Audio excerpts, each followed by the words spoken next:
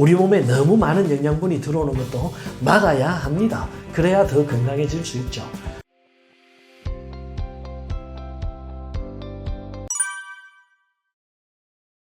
토마토는 혈액순환을 개선하는 효능이 아주 강합니다. 주요 성분이 라이코펜인데요. 심혈관 건강을 증진시켜주죠.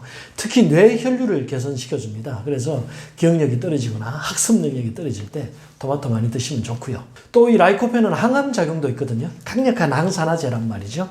그래서 염증을 제거해서 유방암이나 위암, 폐암, 전립선암을 예방하는 데도 도움이 됩니다. 특히 전립선암은 45%까지 감소시키는 효능이 있다고 하고요. 또 정력을 올려주는 효능도 있죠. 그래서 정자 활동성도 증가하고 정자 숫자도 증가하는 그런 효과를 볼 수 있습니다. 또 토마토가 이제 혈당을 감소시켜주는 효과도 있죠. 섬유질이 굉장히 많습니다. 골다공증도 예방해주고 또 피부 미용도 개선해주고 다이어트 효과도 있는 걸로 알려져 있습니다. 토마토는 생으로 먹으면 제일 좋습니다. 그런데 토마토는 익혀도 영양성분이 많이 파괴되지 않기 때문에 익혀 먹는 요리도 도움이 됩니다. 고구마가 달고 맛있죠. 그런데 끈적이잖아요. 이 끈적이는 성분이 악요질이거든요. 또 약간 텁텁한 맛이 나는데 그게 탄닌입니다. 그래서 위장관의 운동을 조금 방해할 수가 있죠. 그래서 위장이 약하신 분들은 피하시는 것이 좋고요. 또 위산 분비를 촉진하기 때문에 신물이 올라오거나 역류성 식도염이 있으신 분들도 과량 복용은 피하시는 것이 좋습니다. 또 칼륨이 아주 많이 들어있죠. 신장 기능이 약하시거나 손상이 있으신 분들은 피하시는 것이 좋고요. 또 고구마가 달잖아요. 그래서 당뇨병이 있으신 분들도 구워 먹는 것은 피해 주시는 것이 좋고, 당뇨병이 있는데 나는 꼭 고구마를 먹어야겠다 이렇게 생각하시는 분은 생으로 드시면 됩니다. 생 고구마에는 저항성 전분이 들어있기 때문에 혈당이 빨리 오르지 않습니다. 또 과민성 대장이 있으신 분들은 아마이드라는 성분이 가스를 발생시킬 수 있거든요. 그래서 복부팽만한 사람, 과민성 대장이 있으신 분들은 피하시는 것이 좋습니다.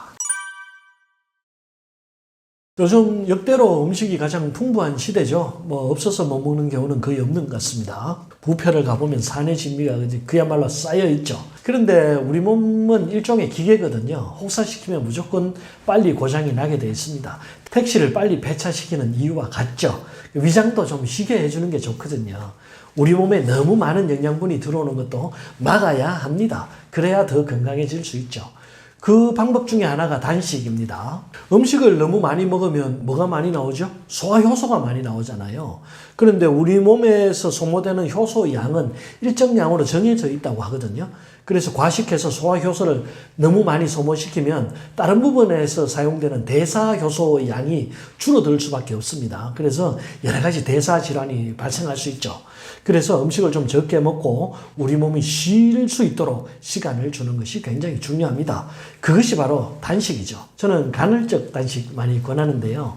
밥은 배고플 때 먹는 것이 제일 좋거든요. 정시에 먹는 습관은 버리시는 것이 좋죠. 꼭 아침 시간에 아침 먹고 점심 시간에 점심 먹고 저녁 시간에 저녁을 먹어야 할 필요는 없습니다. 아침 먹고 나서 시간이 몇 시간 지나지 않은데 또 점심 먹고, 점심 먹은 게 소화가 되지도 않은데 또 저녁 먹는 이런 생활이 계속 반복이 되면 배 나오고 살 찌는 거예요. 내가 배가 나오고 살이 찐다는 것은 뭔가 내가 더 먹고 있다 이렇게 생각해 주셔야 합니다.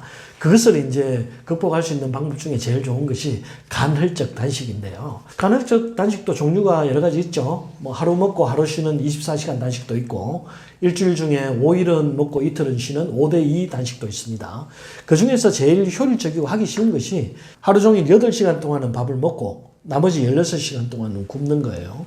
예를 들면 오전 11시부터 저녁 7시까지 요 타임라인에만 밥을 먹고 식사를 하고 나머지 시간은 굶는 거죠. 대신 그 시간 동안 너무 많이만 먹지 않으면 됩니다. 한 끼 정도만 확실하게 해주시는 것이 좋죠.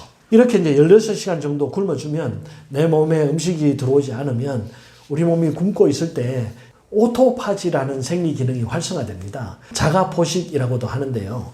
우리 몸속에 있는 노폐물들을 제거하는 과정이죠. 오래된 세포는 떨어져 나가고 새로운 신선한 세포들이 자랄 수 있도록 환경을 만들어주는 거죠. 그래야 몸이 가벼워집니다. 사실 당뇨병 환자분들은 굉장히 위험하죠. 혈당이 뚝 떨어져서 저혈당이 되면 어지럽기도 하고 쇼크도 올 수 있기 때문에 당뇨가 있으신 분들은 간헐적 단식을 하지 않는 것이 좋습니다. 건강한 사람들, 혈당에 문제가 없으신 분들은 16시간 정도 굶어도 우리 몸이 충분히 그걸 조절할 수 있거든요. 사실 우리가 먹질 않으면 공복감이 생기는데요. 대부분의 공복감은 뭔가를 먹고 있는데도 생기는 경우가 더 많죠. 이럴 때 발생하는 공복감은 대부분 이제 속이 비었다기보다는 갈증인 경우가 더 많거든요. 그래서 약간의 소금을 먹어주면 좋습니다. 죽염이나 핑크 소금 같은 것들, 히말라야 핑크 소금 같은 것들 드셔주시면 약간만 먹어주면 갈증이 해소가 되죠. 그래서 공복감이 없어지는 경우가 많습니다. 죽염과 핑크 소금을 추천하는 이유는 미세 플라스틱 같은 이물질이 들어있지 않기 때문이거든요. 죽염은 고온에서 처리를 하니까 플라스틱이 타서 없어지고 휘발해서 없어지죠. 핑크 소금은 또 플라스틱이 생기기 이전에 축적된 암석에서 가져오는 것이기 때문에 플라스틱이라는 물질이 만들어지기 이전에 만들어진 소금이니까요. 더 안전하다고 할 수 있죠. 또 시카고 대학의 연구 결과에 따르면 접시를 이용하는 것도 살이 빠지는 습관에 속한다고 합니다. 붉은색 접시는 식욕을 오히려 자극하고 파란색 접시가 식욕을 떨어뜨린다고 하네요. 이 파란색으로 된 식탁에서 식사를 하면 배고픔이 진정되고 이성적 사고를 오히려 유도한다고 합니다. 그래서 식사 환경도 한번 관리해 주시는 것이 좋겠습니다. 또 혼자서 먹는 것이 좋죠. 회식하면 과식하게 되잖아요. 혼자서는 소고기 300g, 400g 먹기가 힘들지만 세 사람이 모이면 소 한 마리도 먹는다고 하니까요. 혼자서 천천히 먹는 습관 들이시면 좋고요. 뭔가 취미 생활에 빠지는 것도 좋습니다. 우리가 일 중독이다, 운동 중독이다, 취미 중독이다 하는 사람들이 너무 바쁘면 음식을 잘 먹지 않습니다. 배고픔을 잊어버리죠. 그래서 뭔가에 몰두하는 것도 살이 빠지는 습관이 될 수가 있겠고요. 또 옷을 조금 얇게 입는 것도 좋습니다. 몸이 좀 서늘해야 에너지 대사량이 올라가거든요. 그래서 지방을 태워주죠. 반대로 옷을 껴입거나 외부 환경이 더우면 우리 몸은 땀을 내잖아요. 땀을 내면서 체온이 떨어집니다. 그래서 대사량이 떨어지죠. 그래서 살 빠지는 데는 불리하게 작용을 합니다. 또 요즘은 찬물에 샤워하시는 분들도 많던데 찬물로 샤워를 하면 외부에서 찬 기운이 들어오면 속에서는 열을 발생하게 되어 있습니다. 반사적으로. 그래서 대사량이 증가하죠. 살이 빠지는 습관에 속합니다. 해독 주스 마시는 것도 도움이 됩니다. CCA 주스, ABC 주스 같은 것들 많이 드시면 장내에서 당 흡수도 막아주고 지질 흡수도 막아주죠. 그래서 다이어트 효과가 있고요. 긍정적 사고도 도움이 될 수가 있고 꾸준한 운동도 도움이 될 수가 있겠죠. 운동하지 않고 살이 빠지는 것을 바라시면 안 됩니다. 운동을 해야 혈액순환이 되고 에너지 소모가 되죠. 소모가 돼야 지방이 다 없어집니다. 너하나의 은퇴학교 구독자분들 만나뵈서 너무 반갑습니다. 우리 몸은 끊임없이 변하거든요. 그대로 있는 것이 하나도 없습니다. 오래된 세포는 떨어져 나가고 새로운 세포가 항상 자라죠. 위장세포는 3에서 4일, 대장은 6에서 7일, 적혈구는 120일, 피부는 한 달 정도면 다 떨어져 나가거든요. 그렇게 새로운 세포가 자랍니다. 이 새로운 세포가 자랄 때 필요한 원료가 바로 음식이죠. 그래서 좋은 음식 먹는 것이 건강관리에 아주 중요하다고 할 수 있죠.